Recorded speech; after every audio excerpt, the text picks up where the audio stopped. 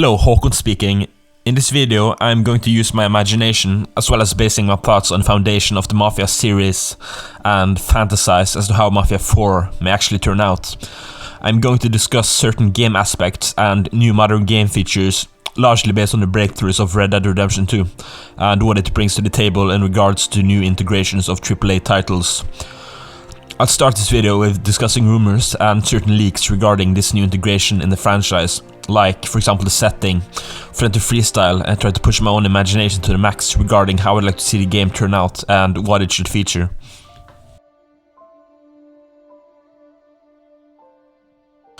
According to leaks, the game will be featured in Las Vegas in the early 1970s, set just a few years after Mafia 3, which took place in 1968. It's also worth noting that certain rumors say that the game will also take place across time, some saying going back all the way to the 1940s. We will assume that Hangar 13 will be in charge of the game, so we can then also presume that it will use the same engine as Mafia 3 and as Mafia 1 Definitive Edition.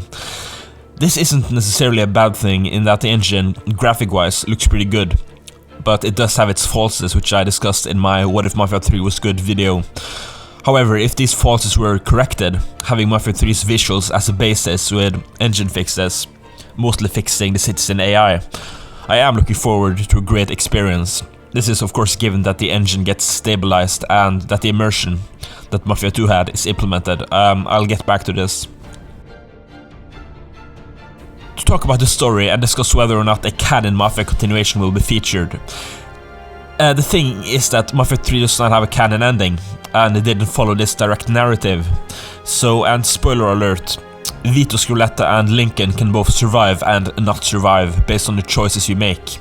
So I'm guessing their stories won't be continued after 1968, but maybe before, since the game takes place across time. Anyways, I would really like for them to be in Mafia 4, if only to serve as cameos or as fan service, but I guess we'll see what happens. As we know, it was hinted or indicated that Joe Barbaro's story was to be continued, based on how it was shown at the end of Mafia 3, and to what extent or how it will be unfolded, we don't really know. Perhaps he will be featured in the game as a side character. That would really make my day if he was. And according to certain leaks, the game, as I've said, takes place across time. Maybe that means we will see a story post-Mafia 2, pre-Mafia 3, so I'd really like to see more of Joe, as he was a great character, and that doing so would be great fan service and perhaps direct the plot more towards the core of Mafia, in that Mafia 3 was a break from the storytelling continuation of the first games.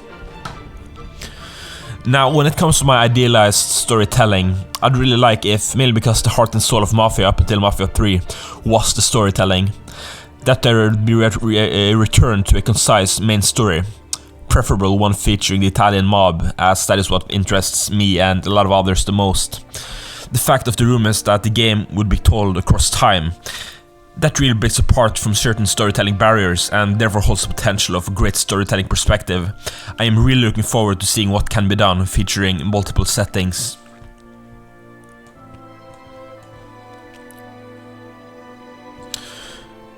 What I'd like the game to look like format-wise, and then again reflected in how the world is set up, is this mix of Mafia 2's story structure and Mafia 3's.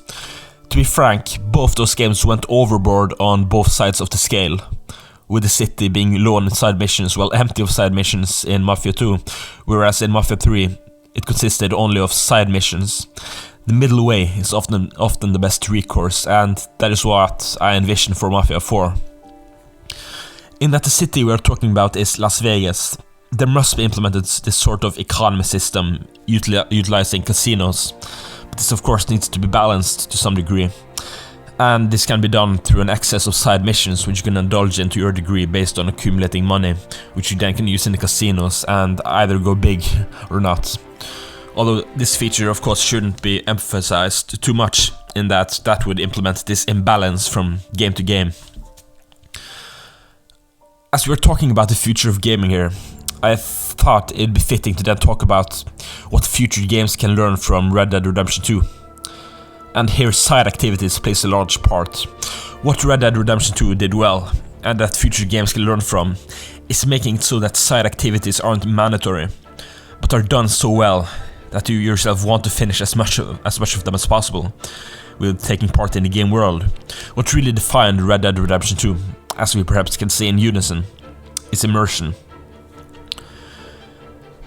Now, I said I wanted certain Mafia 2 features to reintegrated.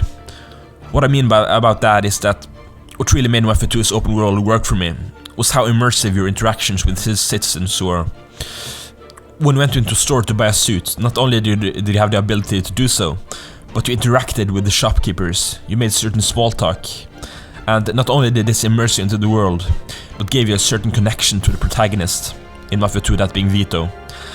This was then almost patented in Red Dead Redemption 2, which really gives me hope that future games can take in this degree of interactivity. To go on with this video, I want to digress in regards to immersion and try to sell the Las Vegas 70s setting as well as I can, as envisioning is all we can do in this life and we are somehow inclined towards this. So let me now end this video by trying to sell you a small piece of Vegas in the 1970s.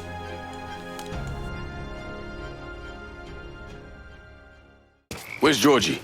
We got separated. Before we lost sight of him, he said he'd meet us back at the house. Get in.